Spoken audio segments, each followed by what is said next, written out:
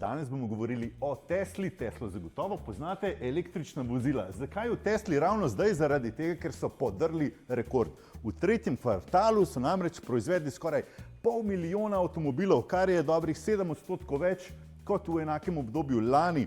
Pričakovali so, da jih bodo naredili okoli 435 000, torej presegli so pričakovanja, pa je delnica, poglejte, vseeno prejšnji teden padla za 3%.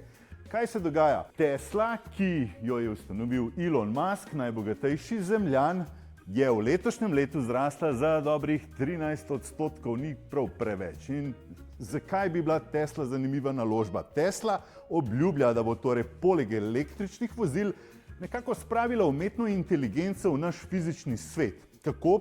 Z avtonomnimi samovozečimi avtomobili in z roboti Optimus. In vse to je vračunano v ceni delnice. To pa nam pokaže PE, to je razmerje med ceno in dobičkom.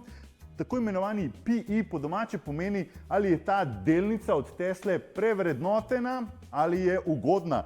In če je PE visok, pomeni, da je zelo draga cena delnice, to je torej razmerje med ceno delnice in razmerje med dobičkom. In v prihodnosti se bo ta PE zmanjšal, torej ali bo cena padla ali se bo dobiček povečal.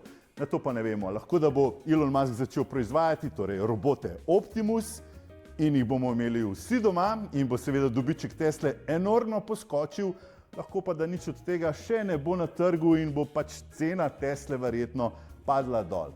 Samo še to za zanimivost povem, PE je trenutno v povprečju nekje okoli 30. Zgodovinsko povprečje, če bi gledali, bi pa PE v Ameriki bil nekje okoli 17-18.